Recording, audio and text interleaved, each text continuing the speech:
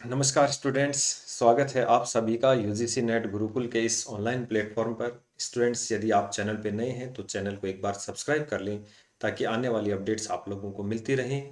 आज का सेशन बाकी सेशन की तरह भी इम्पोर्टेंट है। जो यूजीसी नेट दिसंबर का पेपर फर्स्ट है, इसको लेकर अपन चर्चाएं करने वाले हैं। आज का जो विषय है, जो पृथ्वी सम्मेलन का अपन ने पहले पढ़ा था, रियो डी जेनेरियो, उसी की जो सहमति बनी है उसे क्योटो प्रोटोकॉल के नाम से जानते हैं, 1997। इससे पहले मैं आपको एक जानकारी और दे दूं। यदि आप यूजीसी नेट दिसंबर 2025 का एग्ज़ाम दे रहे हैं तो ऑफिशियल ऐप है हमारा जेआरएफ अड्डा। यहाँ से आप कोर्स परचेज कर सकते हैं, पेपर फर्स्ट और पेपर सेकंड का, और आप अपनी तैयारी को बहुत बेहतर ढंग से कर सकते हैं। तो चलिए चर्चा करते हैं आज के टॉपिक पर, क्योटो प्रोटोकॉल 1997। तो इससे पहले देखिए, अपन पढ़ चुके हैं जो हमारा पृथ्वी सम्मेलन हुआ था 1992, और जो पृथ्वी का तापक्रम बढ़ रहा था उसको लेकर ये सम्मेलन हुआ था। और इसके अंतर्गत ये डिसाइड हुआ था कि जो विकसित राष्ट्र हैं वो पृथ्वी का जो प्रदूषण फैलाने में उनका योगदान ज़्यादा है, या हम यूँ कहें ग्रीन हाउस जो इम्पैक्ट है, ग्रीन हाउस गैसों का जो प्रभाव है, उसको बढ़ाने में विकसित देशों की भूमिका ज़्यादा है, तो घटाने में भी इनकी भूमिका है वो ज़्यादा होनी चाहिए। तो 6 जो गैसें हैं जिनको हमें घटाना है, पृथ्वी के तापक्रम को कम लेकर आना है, इन पर जो सहमति बनी वो सहमति कहलाई क्योटो प्रोटोकॉल, जिसे अपन कॉप 3 भी कहते हैं। 1997 में हुआ था। इस सम्मेलन पर 160 देशों ने अपने हस्ताक्षर किए थे, और यहाँ पर सहमति बनी थी कि जो पृथ्वी के जो 5.2% गैसें हैं इनको कम करना है। विकसित राष्ट्रों के लिए टारगेट डिसाइड हुआ था। इसके अलावा एक बात और कही गई कि संपदा तो सबकी साझी है लेकिन जिम्मेदारियां सबकी अलग अलग रहेंगी। यानी कि जो संपदा है, जैसे पर्यावरण है, समुद्र है, अंटार्कटिक है, ये सबकी साझा संपत्ति है, लेकिन इसको जो रक्षा करने की जिम्मेदारी विकसित राष्ट्रों की अधिक रहेगी बनिस्पत विकासशील राष्ट्रों के। तो ये यहाँ पर डिसाइड हुआ था। और जो 6 गैसें हैं उनकी अपन बात करेंगे कि ग्रीन हाउस गैस जो पृथ्वी के तापक्रम को बढ़ा रही हैं, सूर्य से आने वाली किरणों को रोक देती हैं पृथ्वी के ऊपर, तो वो 6 गैसें कौन सी हैं उनकी चर्चा करेंगे। कब ये लागू हुआ था और कब इसके ऊपर फाइनली हस्ताक्षर हुए थे। तो जो डिसीजन हो गया था वो 1997 में क्योटो के जो जापान का एक शहर है यहाँ पर हो गया था। तो देखिए, ये जो न्यूज़पेपर है 12 दिसंबर का है, 11 दिसंबर को ये बैठक हुई थी। 160 नेशन अडॉप्ट क्योटो प्रोटोकॉल। तो एक क्वेश्चन यहाँ पर और हो जाता है, कितने देशों ने इसको अपनाया? 160 कंट्रीज ने। Development countries to cut their gas emission by 5.2%। और ये क्योटो कॉप 3 इसको कहा गया। तो ये जापान का उस दिन का न्यूज़पेपर है, जो जापान का शहर है क्योटो। अब देखिए, इसमें जो अपन बात कर रहे हैं ये 16 फरवरी जब इसके ऊपर सहमति बनी थी और सबने यहाँ पर हस्ताक्षर किए थे। जो टारगेट था ये 5.2% इसको डाउन लेकर आना है, और 192 कंट्रीज ने यहाँ पर सहमति दी है। और जो 6 गैसें हैं ग्रीन हाउस गैसों को, ये देखिए ग्रीन हाउस गैसेज हैं।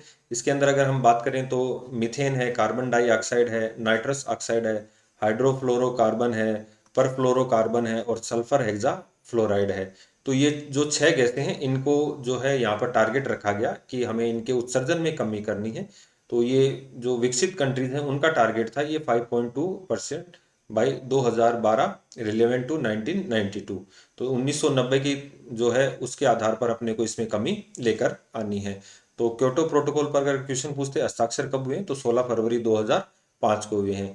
ये जो साइकिल है, ये जो वृक्ष है कार्बन डाइऑक्साइड का जो अवशोषण करते हैं, लेकिन हो रहा क्या है कि वनों की कमी हो रही है और जो उद्योग हैं उनके कारण गैसें ज़्यादा पृथ्वी पर फैल रही हैं। तो ये जो बैलेंस है ये बिगड़ गया है, जिसके कारण पृथ्वी के तापमान में धीरे धीरे वृद्धि हो रही है। तो थोड़ा सा परिचय देख लें अपन क्योटो प्रोटोकॉल। तो क्योटो प्रोटोकॉल एक अंतर्राष्ट्रीय संधि है। तो ये United national framework convention on climate change UNFCCC के अंतर्गत आती है। इस यूएनएफसीसी की आप लोग ध्यान रखना, जो 1992 में रियो डी जेनेरियो का पृथ्वी सम्मेलन हुआ था उसमें यूएन की एक एजेंसी के रूप में इसकी स्थापना हुई थी, यूनाइटेड नेशन फ्रेमवर्क जो है कन्वेंशन ऑन क्लाइमेट चेंज। 11 दिसंबर 1997 को जापान का जो क्योटो शहर है उसमें क्योटो प्रोटोकॉल लागू हुआ, और 16 फरवरी को इसके ऊपर जो है देशों ने हस्ताक्षर किए। अब इसका जो उद्देश्य है, जो 6 ग्रीन हाउस गैसेज हैं इनकी कटौती करनी है। तो ग्रीन हरित गैस जो उत्सर्जन है ग्रीन हाउस गैसेज को कानूनी रूप से बांधकर कम करना है। तो मोस्ट इंपॉर्टेंट है, जो क्योटो प्रोटोकॉल का उद्देश्य क्या है? ग्रीन हाउस गैसों के उत्सर्जन में कमी लाना। और इसमें जो कुछ सहमतियां बनी थी उसके ऊपर और चर्चा कर लेते हैं। विकसित देशों को ग्रीन हाउस गैसों में उत्सर्जन के लिए कटौती के लिए बांधना है। और इसमें देखिए साधारण किंतु विभेदित जिम्मेदारियां, यानी कि जिन देशों का भाग ज़्यादा है ग्रीन हाउस गैसों को फैलाने में, उनको घटाने में भी उनकी जिम्मेदारी ज़्यादा बनती है। यानी कि ये सभी देशों की जिम्मेदारी है, लेकिन विकसित देशों की भूमिका इसमें अधिक मानी गई है क्योंकि इतिहास में इनका उत्सर्जन हमेशा ज़्यादा रहा है। 6 गैसें कौन सी हैं? CO2 जो है, मीथेन है, नाइट्रस ऑक्साइड है, हाइड्रोफ्लोरो है, PCFC है और SF6 इसमें शामिल हैं। और इसमें जो कटौती का लक्ष्य है वो 5% रखा गया है यहाँ पर। और इसके जो प्रथम चरण है इसको देखिए, जो 2008 से 2012 तक इसमें विकसित देशों के 5% थी, और इसके अलावा जो दूसरी है उसमें 2013 से 2020 तक इसमें 18% की कमी रखी गई है। और जो 2002 में जो समझौता लागू हुआ था, इसको मार्केस जो है वो समझौते के नाम से जानते हैं, COP7 जो इसके नियमों को लागू किया गया, तो इसको क्योटो प्रोटोकॉल या मार्केस समझौता भी कहते हैं। और इसमें जो है 3 लचीले मैकेनिज्म दिए गए, एक तो अंतर्राष्ट्रीय उत्सर्जन व्यापार है, संयुक्त कार्यान्वयन है और स्वच्छ विकास का मैकेनिज्म दिया गया।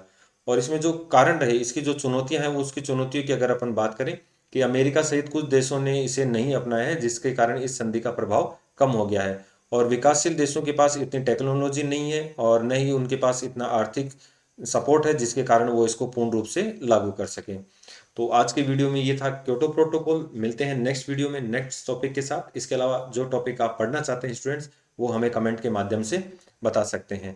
तो जुड़े रहिए UGC नेट गुरुकुल परिवार के साथ। धन्यवाद।